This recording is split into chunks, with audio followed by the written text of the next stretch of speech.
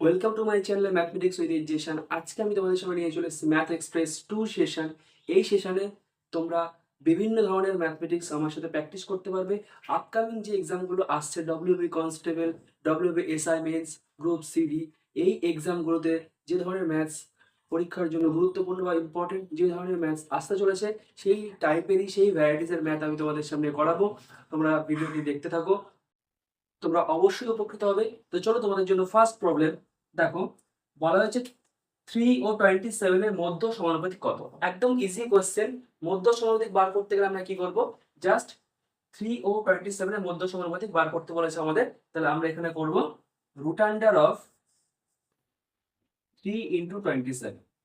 Root under of 3 into 27। এখান থেকে আমরা কি করব? রুট আন্ডার অফ 81 করতে পারবো। এটা ইজ ইকুয়াল টু 9। তাহলে এখানে অ্যান্সার হয়ে যাবে প্লাস মাইনাস। আগে আমরা রুট আন্ডার অফ আগে প্লাস মাইনাস রাখবো। প্লাস মাইনাসটা রাখতে হবে, কারণ আমি তোমাদের ডিটেলস একটু বলে দিচ্ছি। জাস্ট এই প্রবলেমের জন্য কিভাবে করতে হবে মধ্য সমানুপাতিক বেসিক থেকে আমি জাস্ট একটু বলবো 1 মিনিটের জন্য। 1 মিনিটের মধ্যে আমি তোমাদের কমপ্লিট করে দেবো মধ্য সমানুপাতিক জিনিসটা কি, এবং তোমরা সহজে বুঝতে পারবে যে এর অ্যান্সারটা হয়ে যাবে plus minus 9। Option A is the correct answer. ঠিক আছে, এবারে কিভাবে মধ্য সমানুপাতিক প্লাস মাইনাস 9 হচ্ছে দেখো। ধরো মধ্য সমানুপাতিক আমরা x ধরলাম। মধ্য সমানুপাতিক যদি x হয় তাহলে আমরা সমানুপাত থেকে সাজাতে পারবো এইভাবে 3:3:x double is to x is to 27। যদি মধ্য সমানুপাতিক x হয় তাহলে আমরা এই সমানুপাতটা সাজাতে পারবো 3:x double is to x is to 27। এখান থেকে আমরা কি করতে পারবো? এখান থেকে আমরা করতে পারবো 3/x is equal to x by 27। পরের লাইনে আমরা লিখতে পারবো x square is equal to 81। তাহলে x ইজ ইকুয়াল টু কি হবে? যেহেতু এটি একটি দ্বিঘাত সমীকরণ, x square is equal to 81 একটি দ্বিঘাত সমীকরণ, অতএব এখানে x এর দুটি মান আমরা পাবো। একটা হচ্ছে প্লাস মাইনাস, একটা হচ্ছে প্লাস 9, একটা হচ্ছে minus 9। x square is equal to 81 থাকলে আমরা x ইজ ইকুয়াল টু বলতে পারবো আগেই প্লাস মাইনাস আমরা দিয়ে দিতে পারবো। যেহেতু দ্বিঘাত সমীকরণে এটি একটি দুটি মান থাকবে তাই আমরা প্লাস মাইনাস দিলাম। তাহলে এর অ্যান্সার হবে প্লাস মাইনাস 9। একটা মান হচ্ছে প্লাস 9, একটা মান হচ্ছে মাইনাস 9। তাহলে এখানে সঠিক উত্তর হয়ে যাবে অপশন এ প্লাস মাইনাস 9। এটি হচ্ছে 3 ও 27 এর মধ্য সমানুপাতিক। তাহলে এটা আমরা x ধরে আমরা করবো না, আমরা শর্টকাট ফর্মুলার সাহায্যে করবো। শর্টকাট ফর্মুলাটা কি? যে মধ্য সমানুপাতিক যদি বার করতে বলে তাহলে আমরা কি করব? Plus minus of root under সেই সংখ্যা দুটির গুণফল। যাদের মধ্য সমানুপাতিক বার করতে বলেছে তাদের গুণফল, রুট আন্ডার অফ তাদের গুণফল। তাহলে এটা কত হলো? Plus minus root under 81 is equal to plus minus 9। ঠিক আছে, তাহলে এখানে option A is the correct answer. Okay, next problem চলো তোমাদের জন্য। দেখো নেক্সট প্রবলেম তোমাদের জন্য বলা হচ্ছে একটি বাক্সে 50 পয়সা ও 25 পয়সা মিলিয়ে মোট 49 টাকা আছে। বাক্সে মোট 140টি মুদ্রা থাকলে 25 পয়সার মুদ্রা কটি থাকে? এই ধরনের অঙ্কে তোমরা কি করবে? অপশন টেস্ট করবে। খুব সহজে অপশন টেস্ট তোমরা করতে পারো। যদি যদি তোমরা কুইক ক্যালকুলেশন করতে পারো তাহলে অপশন টেস্ট করে খুব সহজেই তোমরা অ্যান্সারটা পেয়ে যাবে, তোমরা বেনিফিটেড হবে। ঠিক আছে, তাহলে এখানে দেখো 25 পয়সার মুদ্রা অপশন এ 74, 74টা যদি থাকে, দেখো 25 পয়সার মুদ্রা যদি 4টে থাকে তাহলে সেটা 1 টাকা হবে। ঠিক আছে, তাহলে 4 দিয়ে 25 পয়সার মুদ্রা যে কটি থাকবে তাকে 4 দিয়ে ভাগ করলে আমরা যে সংখ্যাটা পাবো সেই কত টাকা হবে 25 পয়সার মুদ্রা মিলিয়ে। তাহলে 74কে এখানে 4 দিয়ে ভাগ করা যাবে না, 74কে 4 দিয়ে ভাগ করা যাবে না। 82কে 4 দিয়ে ভাগ করা যাবে, 82কে 4 দিয়ে ভাগ করা যাবে না। 84কে 4 দিয়ে ভাগ করা যাবে, হ্যাঁ 84কে 4 দিয়ে ভাগ করা যাবে। আর এখানে 80কে 4 দিয়ে ভাগ করা যাবে। ঠিক আছে, তাহলে এখানে অপশন সি 84, অপশন ডি 80, এই দুটোর মধ্যে যে কোনো একটা অপশন কারেক্ট হবে। ঠিক আছে, তাহলে আমরা ফার্স্ট 84 অপশনটা চেক করে দেখি। 84 অপশনটা চেক করে দেখলে 84কে 4 দিয়ে ভাগ করলে কত পাবো? আমরা 21 পাবো। তাহলে 25 পয়সার মুদ্রা মিলিয়ে মোট 21 টাকা আছে। ঠিক আছে, এবার 84টা মুদ্রা যখন হয়ে গেছে তখন পড়ে আছে আর বাকি কটা মুদ্রা? পড়ে আছে বাকি আর 140টি মুদ্রা থেকে 84টি মুদ্রা বিয়োগ করে দাও। 84টি মুদ্রা বিয়োগ করলে কত পড়ে থাকে?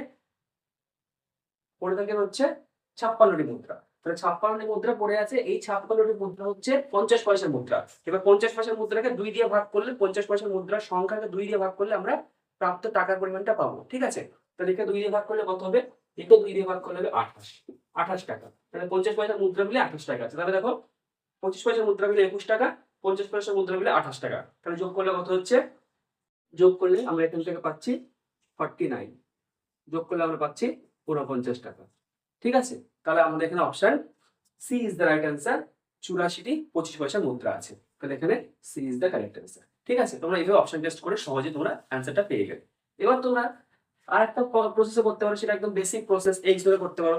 সেখান থেকে এক্স ধরে করে তোমরা সহজে এক্স এর মানটা পেয়ে যাবে। ঠিক আছে, সেটা আমি তোমাদের সামনে করে দিচ্ছি। দেখো একদম শর্ট টাইমের মধ্যে।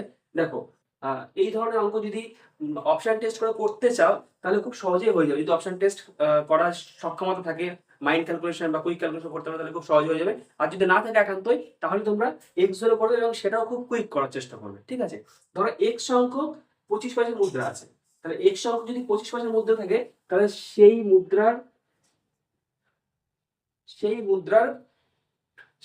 টাকার পরিমাণটা কত হবে? x/2। এক্স সংখ্যক 25 পয়সা, সরি x/4। এক্স সংখ্যক 25 পয়সার মুদ্রা থাকলে টাকার পরিমাণ হবে x/4। তাহলে বাকি কটি 50 পয়সার মুদ্রা আছে? বাকি 50 পয়সার মুদ্রা আছে 140 মাইনাস এক্স। 140 মাইনাস এক্স সংখ্যক 50 পয়সার মুদ্রা আছে, তাকে 2 দিয়ে ভাগ করলে আমরা টাকার পরিমাণটা পেয়ে যাবো। তাহলে এটা 25 পয়সার মুদ্রার প্রাপ্ত টাকা, এটা 50 পয়সার মুদ্রার প্রাপ্ত টাকা। ঠিক আছে, এদেরকে যোগ করলে আমরা কত হবে? এদেরকে যোগ করলে আমরা 49 পাবো। এটা হচ্ছে ইকুয়েশন। এখান থেকে এক্স এর মানটা বার করলে 25 পয়সার মুদ্রার সংখ্যা কত আমরা পেয়ে যাবো। ঠিক আছে, তাহলে আমার পরের লাইনে কি লিখতে পারবো? পরের লাইনে আমি লিখতে পারবো, এখান থেকে তোমরা যদি ক্যালকুলেশন করো তাহলে এখান থেকে তোমরা পাবে 2x, সরি x 4 লসাগু হবে x plus 280 minus 2x is equal two 196। 4 লসাগু হবে, এটা উপরে x থাকবে, 2 দিয়ে 4 কে ভাগ করে 2 হবে, 2 এর সঙ্গে 140 মাইনাস x টা গুণ করে দিয়েছি। 2 এর সঙ্গে 140 মাইনাস x গুণ করলে হবে 280 মাইনাস 2x। আর এদিকে যে 4 লসাগু ছিল, 4 এর সঙ্গে 49 টা গুণ করে দিয়েছি 196। তোমাকে x ধরে করলে এইভাবে স্টেপ জাম্প করতে তোমাকে হবে। ঠিক আছে, তার মানে তুমি সহজে তাড়াতাড়ি করতে পারবে না। ঠিক আছে, এইটুকু সক্ষমতা তোমাকে আনতে হবে, প্র্যাকটিস করে করে আনতে হবে। তাহলে এখান থেকে আমরা কি পাবো? এখান থেকে আমরা পাবো x ইজ ইকুয়াল টু, এখান থেকে পেয়ে যাবো x is equal two 84 minus x হবে x minus 2x minus x। আর ওদিকে 196 থেকে 280 বিয়োগ মাইনাস হয়ে যাবে, 280 দিকে গেলে মাইনাস 280, 196 মাইনাস 280 কত হবে? মাইনাস 84। তাহলে দুই দিকে মাইনাস ভ্যানিশ করে দিলে কি হবে? x equal to 84। তাহলে তোমরা দু লাইন x ধরো, দু লাইনের মধ্যে অঙ্কটা তোমরা করে দিতে পারলে। ঠিক আছে, তাহলে তোমাকে এই স্টেপ জাম্প বা এই একটু মাইন্ড ক্যালকুলেশন করার সক্ষমতা থাকতে হবে। এটা তোমাদের প্র্যাকটিসের মাধ্যমে অবশ্যই চলে আসবে, আর আমি তোমাদের সেক্ষেত্রে হেল্প করবো। ঠিক আছে, তাহলে এখানে option C is the right answer. 25 পয়সার মধ্যে থাকবে 84। ঠিক আছে, নেক্সট প্রবলেম দেখো তোমাদের জন্য। দেখো নেক্সট প্রবলেম তোমাদের জন্য 3 নম্বর অঙ্ক। এখানে বলেছে কত চক্রবৃদ্ধি হার সুদে 3 বছরে 1600 টাকা, সুদে মূলে 1852.20 টাকা হবে। এখানে তোমাদের চক্রবৃদ্ধি সুদের ফর্মুলাটা, অর্থাৎ সমল চক্রবৃদ্ধি যে ফর্মুলা সেটা ইউজ করতে হবে, সেই কনসেপ্টটা কাজে লাগাতে হবে। তাহলে এখানে আমরা কি বলতে পারবো? এখান থেকে আমরা বলতে পারবো সমল চক্রবৃদ্ধির ফর্মুলাটা কি ছিল? p into 1 plus r by 100 whole to the power n is equal to, এটা সমল চক্রবৃদ্ধি, আমি বসিয়ে দিই কত টাকা হচ্ছে সুদে মূলে 1852.20। এটা সমল চক্রবৃদ্ধি, যেখানে পিটা হচ্ছে আসল, আরটা হচ্ছে চক্রবৃদ্ধির সুদের হার, এনটা হচ্ছে সময় বা বছর, সময়টা বছর হিসাবে হবে। তাহলে এখানে আমরা এখান থেকে পয়েন্টে কি লিখতে পারি? এখান থেকে পয়েন্টে লিখতে পারি পি এর মানটা কত? 1600। তাহলে 1600 into 1 plus r by 100। N এর মানটা কত? 3 বছরে বলেছে, তাহলে এন এর মানটা হবে 3 ইজ ইকুয়াল টু 1852.20। ঠিক আছে, তাহলে এখান থেকে আমরা পয়েন্ট লাইনে করতে পারবো 1 plus r by 100 whole to the power 3 is equal to 1852.20 by 1600। দশমিক তুলে দিলাম, দশমিক তুলে নিচে 100 দিয়ে গুণ করলাম, যেহেতু দুঘর আগে দশমিক ছিল তাহলে নিচে 1 পরে 2 শূন্য দিয়ে গুণ হবে। কাটাকুটি করে দাও, 0 0 কাটবে। এরপরে 2 দিয়ে কাটো, 2 5 10, এটাকে 2 দিয়ে কাটলে কত হবে? 9 2 18, 2 দিয়ে 4 1 12, 6 দিয়ে 12, 2 1 2, 9261। এরপর এটাকে আর কাটাকুটি যাবে কি? আর সম্ভবত যাবে না। ঠিক আছে, তাহলে 9261 by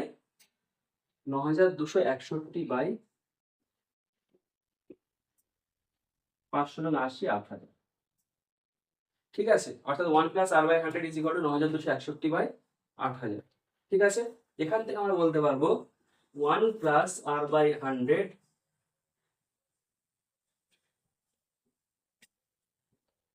is equal to whole cube ছিল, পাওয়ারটা 3 ছিল, ইজ ইকুয়াল টু 8000টা তো 20 কিউব আমরা বুঝতে পারছি, আর 9261 সম্ভবত 21 কিউব হবে। তাহলে এটা আমরা লিখতে হবে 21/20 তার হোল কিউব। ঠিক আছে, এটা সম্ভবত 21 কিউব হবে। হ্যাঁ, 21 কিউব হবে, তাহলে 21/20 তার হোল কিউব। ঠিক আছে, তাহলে এখান থেকে আমরা কি বলতে পারবো? এখান থেকে আমরা বলতে পারবো, আমরা এই সেটটাতে করছি, যে 1+r/100 ইজ ইকুয়াল টু 21/20। দেখো এখানে 21 কিউব 9261 আমরা কি করে বলতে পারলাম বলতো?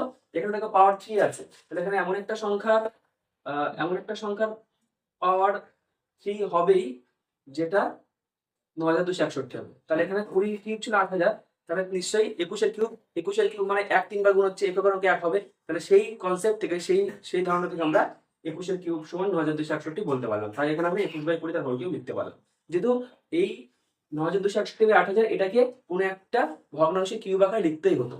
ঠিক আছে, তা নাহলে আমরা এটাকে ইকুয়াল করতে পারতাম না, এই যে 1/r+100 is equal two 21/20 equal করতে পারতাম না। ঠিক আছে, সেই ধারণা থেকে আমাদের যেটা মনে হলো যে 9261 ঘনমূল 21 হবে। ঠিক আছে, তাহলে এখান থেকে আমরা কি বলতে পারবো? এখান থেকে আমরা বলতে পারবো r/100 ইজ ইকুয়াল টু কত হবে? 1/20। r/100 is equal two 1/20। তাহলে এখান থেকে r is equal to 5। r is equal to 5। তাহলে এখানে সঠিক উত্তর হচ্ছে option C. Option C is the correct answer, 5%, অর্থাৎ চক্রবৃদ্ধি সুদের হার 5%। ঠিক আছে, দেখে নাও একটু সমীকরণ থেকে সমাধানটা দেখে নাও, ক্যালকুলেশনটা দেখে নাও, খুবই সহজ ছিল। জাস্ট কাজে লাগালে এবং সূত্রটা তোমাদের মুখস্থ থাকলে তাহলে তোমরা অবশ্যই যেমন করে নামাতে পারবে, যেখানে চক্রবৃদ্ধি সুদের হার হচ্ছে 5%। ঠিক আছে, এখানে তোমাদের জন্য 4 নম্বর অঙ্ক। এখানে বলা হয়েছে এক ব্যক্তি একটি কাজ করার জন্য 36 জনকে নিয়োগ করে, তারা কাজটি 2/3 16 দিনে শেষ করে। সে আরো অতিরিক্ত 12 জনকে নিয়োগ করে কাজটি শেষ করার জন্য। সমস্ত কাজটি শেষ করতে কতদিন লাগে? তাহলে এখানে দেখো, প্রথমে এখানে বলা হয়েছে যে 2/3 কাজ 36 জন মিলে 16 দিনে শেষ করে। 2/3 কাজ 36 জন মিলে 16 দিনে শেষ করে। তাহলে আর কাজ পড়ে আছে কত অংশ? 1/3। তাহলে 1/3 কাজ আরো কতজনকে নিয়োগ করেছে? 12 জনকে নিয়োগ করেছে। তাহলে 36 জন আগে ছিল, এখন আরো 12 জনকে নিয়োগ করা হলো। তাহলে টোটাল কত হলো? 36 + 12 48 জন হলো। এখন তারা কতদিনে কাজটি শেষ করবে, এটা হচ্ছে প্রবলেম। ঠিক আছে, তাহলে এখানে আমরা কি করব? কাজটি শেষ করবে কতদিনে? 16 × 36 আর এখানে 48। ঠিক আছে, তাহলে লোক সংখ্যা বাড়ছে, লোক সংখ্যা যদি বাড়ে তাহলে কাজটি বেশি দিনে শেষ হবে না কম দিনে শেষ হবে? অবশ্যই কম দিনে শেষ হবে। তাহলে কম দিনে শেষ যদি হতে হয়, তাহলে এখানে আমাকে যে ভগ্নাংশ গুণ করতে হবে তার মান হবে 1 থেকে ছোট। 1 থেকে ছোট ভগ্নাংশ আমাকে গুণ করতে হবে। তাহলে এখানে হবে 36/48। 36/48। ঠিক আছে,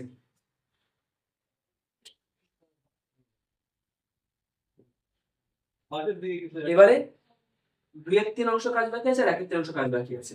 তাহলে এখানে দেখো 1/3 কাজ করতে কি হবে? 1/3 কাজ করতে আমাকে কম সময় লাগবে। তাহলে এখানে 1 থেকে কম ভগ্নাংশ যুক্ত আমি 1 থেকে কম মানযুক্ত ভগ্নাংশ বিয়োগ করবো। তাহলে এখানে হবে 1/3/2/3। ঠিক আছে, তাহলে এটা ইকুয়াল টু কি হবে?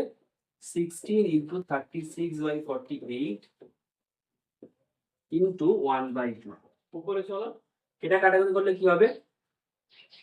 3 × 48, 3 দিয়ে কাটলে 3 × 36, 2 দিয়ে কাটলে 2 × 6 = 12। তাহলে এখানে হচ্ছে 6 দিন। তাহলে এখানে 6 দিনে কাজটি শেষ হবে। এখানে অপশন আমরা অন্য অঙ্কের অপশন টুকে দিয়েছিলাম 4 দিন, 5 দিন, 9 দিন, 8 দিন। অপশনের মধ্যে কিন্তু অ্যান্সার নেই, আমরা যে অ্যান্সারটা বার করেছি তাহলে এখানে আমরা অন্য অঙ্কের অপশনটা ভুল করে ঢুকে দিয়েছিলাম। অপশনে আমি দেখে নিলাম যে 6 দিন অপশনটা আছে এই অঙ্কের ক্ষেত্রে। তাহলে আমরা এখানে কি করব, বাকি কাজটি করতে তাদের আরো 6 দিন সময় লাগবে। সমস্ত কাজটি করতে হলে কতদিন সময় লাগবে? সে অলরেডি 16 দিনে প্রথম পর্যায়ের কাজ শেষ করে ফেলেছিল, যেটা 2/3 কাজ ছিল। তাহলে 16 আর 6 পরের অংশ কাজ করতে 1/3 কাজ করতে 6 দিন সময় লাগবে। তাহলে টোটাল কাজ করতে সময় লাগবে 16 যোগ 6 22 দিন। তাহলে টোটাল কাজ করতে সময় লাগবে 22 দিন। দেখো তোমাদের জন্য 5 নম্বর অঙ্ক দেখো, বলা হয়েছে কিছু টাকা 12.5% হারে কত বছরে সুদে আসলে দ্বিগুণ হবে। কিছু টাকা 12.5% হার সুদে, 12.5% হার সুদে কত বছরে সুদে আসলে দ্বিগুণ হবে। ঠিক আছে, তাহলে এখন আমরা এই অঙ্কটা শর্টকাট করার জন্য কি করব, আমরা করব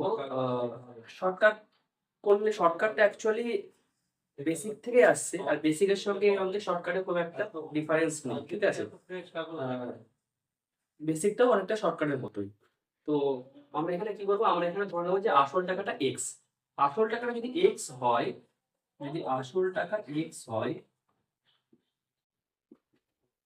তাহলে সুদ আসল কত হবে? সুদ আসল হয়ে যাবে দ্বিগুণ 2x। তাহলে সুদ আসল কত হয়ে যাবে? দ্বিগুণ 2x। তাহলে সুদটা কত হয়ে যাবে? সুদটা হয়ে যাবে, সুদ আসল থেকে আসলটা বিয়োগ করে দিলে আমরা সুদ পেয়ে যাবো। সুদ আসল থেকে আমরা যদি আসলটা বিয়োগ করে তাহলে আমরা সুদ পেয়ে যাবো। সেটা কত হবে? 2x - x অর্থাৎ x। তাহলে এখানে আসল x পেলাম, সুদটা আমরা x পেয়ে গেলাম। ঠিক আছে, তাহলে এখানে আমরা i = p/100 ফর্মুলাতে আমরা মানগুলো বসিয়ে দেব। i মানে ইন্টারেস্ট সুদ, p মানে প্রিন্সিপাল আসল, r মানে সুদের হার। ঠিক আছে, যার জায়গায় তার মান বসিয়ে দিয়ে আমরা এখানে t এর মানটা বার করে নেব, বছরের মানটা আমরা বার করে নেব। তাহলে i টা হচ্ছে x, p টা হচ্ছে x, r টা হচ্ছে 12.5 12.5 into p/100। তাহলে এখানে x কাটলো, t কত হয়ে যাবে? t হয়ে যাবে 100/12.5। 12.5 মানে কত হয়ে যাবে? 25/2। 25/2, বা এখান থেকে আমি লিখতে পারবো t 100 × 2/25।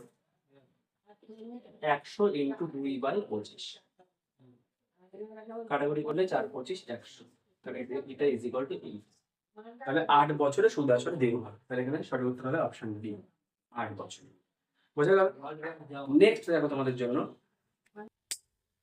নেক্সট অঙ্ক বলা হয়েছে যে 5টি সংখ্যার গড় 16, একটি সংখ্যা বাদ দেওয়া হলে গড় 2 বেড়ে যায়, বাদ দেওয়া সংখ্যাটি কত? এই অঙ্কটা তোমরা কনসেপ্টের সাহায্যে করতে পারো, কিন্তু আমি বেসিক থেকে দেখাচ্ছি কিভাবে করবে। ধরো 5টি সংখ্যার গড় 16, তাহলে 5টি সংখ্যার সমষ্টি কত? 5 × 16 = 8। আর একটি সংখ্যা বাদ দেওয়া হলে অর্থাৎ 4টি সংখ্যা হয়ে গেল, গড় 2 বেড়ে যাচ্ছে। তাহলে 4 গুণ গড় যদি 2 বেড়ে যায় তাহলে কত হবে? 18 হয়ে যাবে। তাহলে 4টি সংখ্যার সমষ্টি কত হয়ে যাবে? 4 × 18 = 12। ঠিক আছে, তাহলে বাদ দেওয়া সংখ্যাটি কত হলো? বাদ দেওয়া সংখ্যাটি হলো 80 - 72 = 8। তাহলে এখানে সঠিক উত্তর হয়ে যাবে অপশন বি, 8। ঠিক আছে, 4টি সংখ্যার গড় কত হয়ে যাবে? 2 বেড়ে গেলে 18 হয়ে যাবে। 4টি সংখ্যার গড় যদি 18 হয় তাহলে সমষ্টি কত? 4 × 18 72। এবার 80 থেকে 72 বিয়োগ করলে বাদ দেওয়া সংখ্যাটি পেয়ে যাবে 8। ঠিক আছে, এইবারে তোমরা কনসেপ্টের সাহায্যে করতে পারো যে গড় 2 বেড়ে গেছে একটি সংখ্যা বাদ দিলে, তাহলে নিশ্চয়ই ওই সংখ্যাটি অনেক কম ছিল বলে ওই সংখ্যাটা বাদ দিয়ে গড়টা 2 বেড়ে গেছে।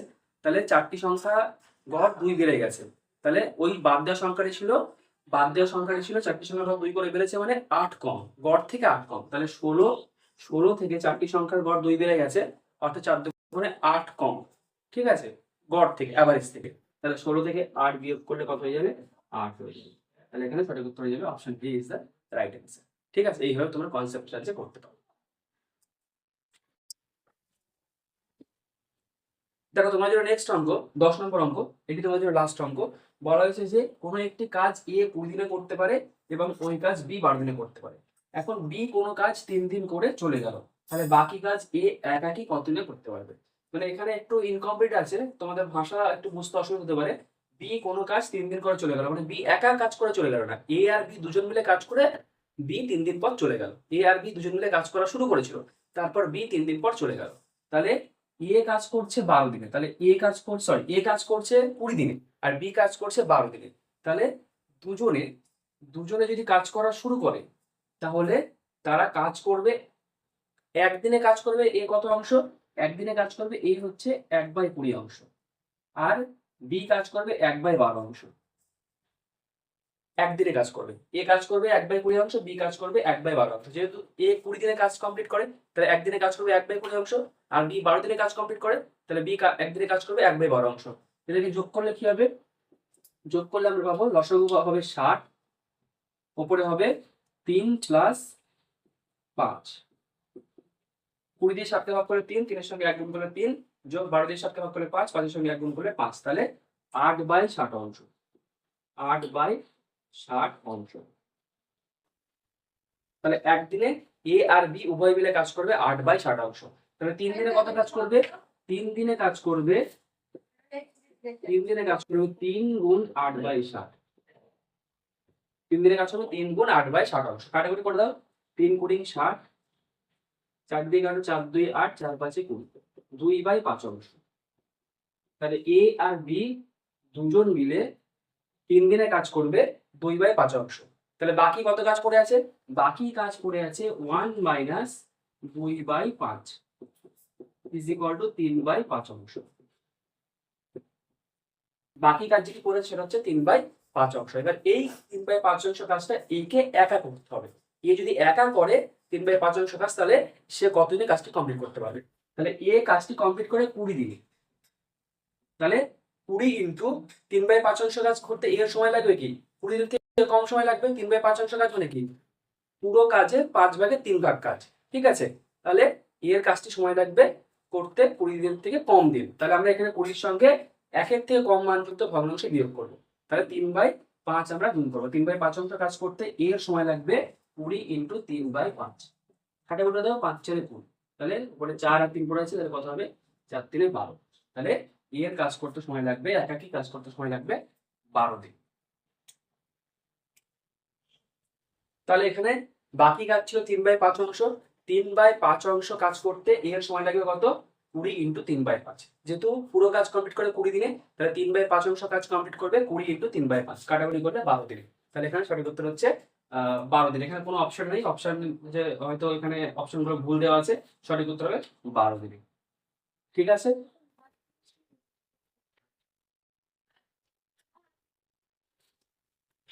একাংশ কাজ করতে সময় লাগতো 20 দিন, তাহলে 3/5 অংশ কাজ করতে সময় লাগতো কত, 20 ইন্টু 3/5, কাটাকুটি করলে 12 দিন। তাহলে এ বাকি কাজ করবে, বাকি কাজটি শেষ করে 12 দিন। এখানে কোনো অপশন 12 নেই, সমস্ত অপশন ভুল আছে, এখানে সঠিক উত্তর হয়ে যাবে 12 দিন। ঠিক আছে, তো চলো আজকে এই পর্যন্তই। যদি সেশনটি তোমাদের ভালো লেগে থাকে, ম্যাথ এক্সপ্রেস 2 সেশনটি তোমাদের ভালো লেগে থাকে, তাহলে তোমরা অবশ্যই ভিডিওটি লাইক করবে, কমেন্ট করবে অবশ্যই তোমাদের মূল্যবান মতামতগুলি, এবং অবশ্যই তোমার বন্ধুদের সাথে ভিডিওটি শেয়ার করবে, আর চ্যানেলটি অবশ্যই সাবস্ক্রাইব করবে। এমন ম্যাথ এক্সপ্রেস 3 4 5 এই সেশনগুলো তোমরা যদি পেতে চাও তাহলে তোমরা অবশ্যই চ্যানেলটি সাবস্ক্রাইব করো, চ্যানেলের সঙ্গে জুড়ে থেকো, তাহলে তোমরা অবশ্যই ভিডিওগুলো তোমরা পাবে, সেশনগুলো তোমরা পাবে, এবং তোমরা অবশ্যই উপকৃত হবে। তো চলো আজকে এই পর্যন্তই, দেখা হচ্ছে নেক্সট কোনো ভিডিওতে। ততক্ষণ যদি তোমরা সবাই খুব ভালো থেকো, টাটা।